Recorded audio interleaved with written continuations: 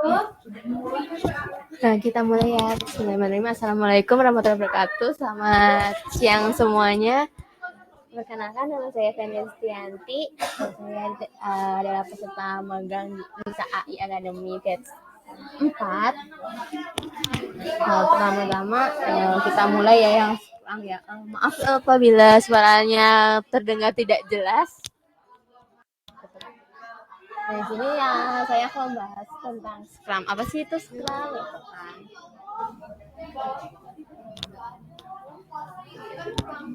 Nah, di sini saya akan membahas ada 4 poin yang akan dibahas. Yang pertama itu pengertian Scrum, kedua fase-fase pada Scrum, ketiga kelebihan dan kekurangan Scrum, dan terakhir tools Scrum.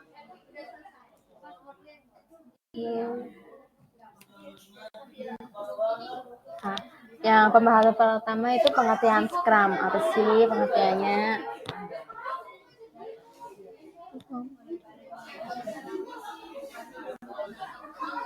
Nah, Scrum itu sendiri itu adalah sebuah cara kerja beberapa orang dalam satu tim yang terdiri dari beberapa role dalam membangun satu produk.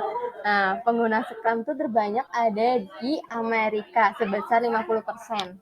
Scrum itu bukanlah kerangka kerja yang mengharuskan anggotanya untuk mengikuti aturan dari buku secara keseluruhan, tapi juga diharapkan mampu berpikir out of the box.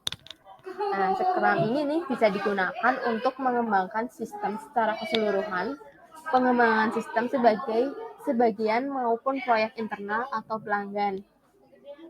Tujuan utama Scrum itu apa sih? Ya, tujuannya itu untuk inspect dan adaptif, yang berarti bahwa lihat permasalahan yang ada dan melakukan adaptasi terhadap masalah tersebut.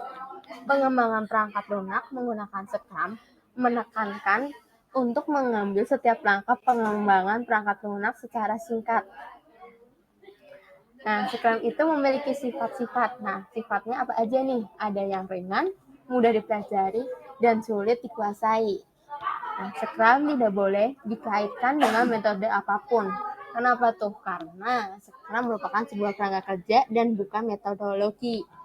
Scrum lebih menekankan orang-orang yang menjalankan proses pengembangan perangkat lunak itu sendiri daripada alur tahapan proses perangkat lunak.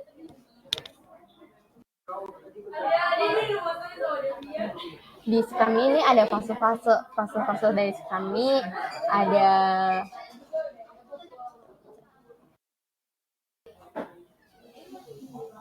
ada 5 poin. Ya, ada sprint planning, daily scrum, sprint review, dan sprint retrospective. Nah, di poin 1 tentang sprint ini sebuah cara dan batasan waktu pengerjaan ditentukan dalam sprint planning. Tahapan metode Scrum selanjutnya adalah menggunakan sprint. Proses ini dilakukan melalui kegiatan daily Scrum. Nah, yang kedua itu ada sprint planning. Di sprint planning ini adalah sebuah proses backlog yang disusun kembali menjadi sprint backlog. Tugasnya itu dilakukan oleh tim Scrum untuk menentukan bagaimana mereka akan menyelesaikan apa yang ada dalam sprint backlog. Terus yang ketiga itu ada daily Scrum. Di daily Scrum ini di mana tim akan berkumpul dan bekerja untuk memastikan pengembangan produk terus berjalan. Dalam proses ini juga dikenal adanya peran Scrum Master. Umumnya, tim yang terlibat dalam proses Scrum adalah kelompok orang. Di antara orang-orang tersebut, ada perwakilan yang perannya sebagai Scrum Master. Tugas Scrum Master yaitu untuk membantu tim agar tetap fokus. Lalu yang poin keempat yaitu sprint review. Tahapan sprint yang terakhir ini, dalam proses ini, produk atau project yang dikerjakan harus sudah selesai dan siap digunakan. Kemudian, produk tersebut akan direview kembali. Yang terakhir ada sprint retrospective. Ini adalah sebuah Scrum dengan metode yang bersifat berulang. Proses yang dilakukan perusahaan mulai dari pembuatan backlog hingga review diingat dan dilakukan kembali dalam proses Scrum project selanjutnya. Nah, selanjutnya ada artifact Scrum, artikel atau luaran yang dihasilkan pada setiap proses Scrum. Yang pertama ada product backlog, kedua sprint backlog, yang ketiga increment. Artikel Scrum ini apa sih? Nah, ini tuh adalah sebuah bagian dari kerangka kerja Scrum untuk mempresentasikan pekerjaan atau nilai bisnis guna terciptanya transparansi informasi. Artefak yang dijabarkan di dalam kerangka kerja Scrum ini dirancang sedemikian rupa untuk memaksimalkan transparansi informasi utama sehingga setiap orang memiliki pemahaman yang sama mengenai artefak tersebut.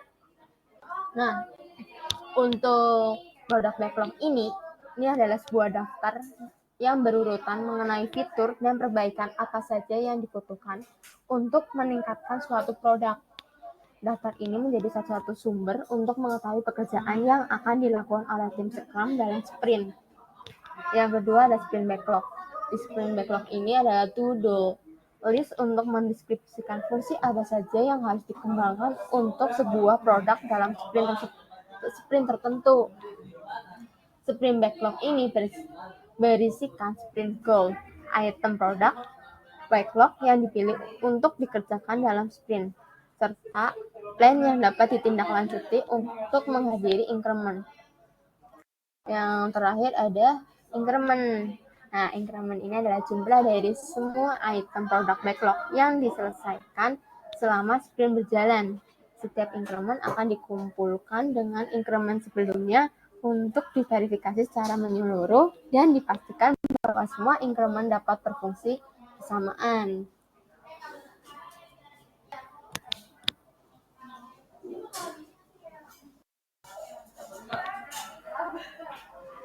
Nah, di Scrum ini nih tentunya ada kelebihan dan kekurangan. Kelebihan dan kekurangan dari Scrum ini apa aja? Nah, di kelebihan ini saya merangkum menjadi 3 poin.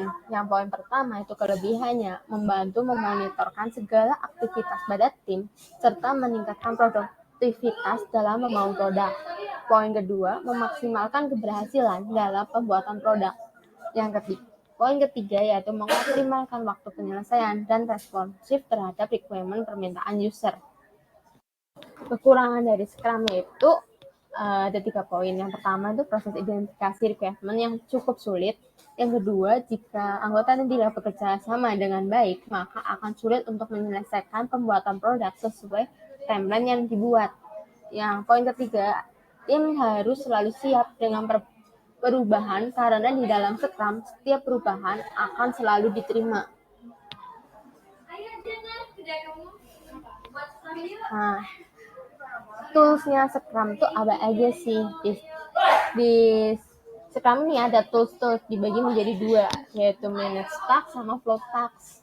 Di Manage Task itu ada Jira Software, Trello Software, dan Asana. Nah, kalau di Flow Task tuh ada Miro sama Draw.io. Di sini nih saya akan menjelaskan tools dari Scrum yaitu di Asana. Di Asana ini adalah sebuah tool untuk manajemen proyek yang digunakan oleh tim dan individual yang sederhana dan intuitif.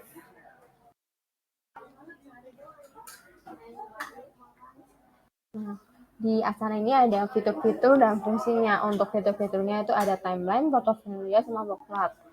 Nah, untuk timeline-nya itu yang memudahkan untuk menekankan rancangan proyek. Rancangan proyek ini juga bisa dibagikan pada rekan-rekan kerja yang membutuhkan. Nah, untuk yang poin kedua ada portofolio. Portofolio ini adalah sebuah fitur untuk memudahkan untuk mengorganisasi dan melacak semua proyek pada tiap tim dalam satu halaman saja. Fitur ini juga memberikan gambaran tentang progres proyek secara real time. Kalau yang terakhir workload, itu adalah sebuah bisa mengelola beban kerja pada tim secara real time sehingga akan dapat gambaran tentang kapasitas kerja setiap orang.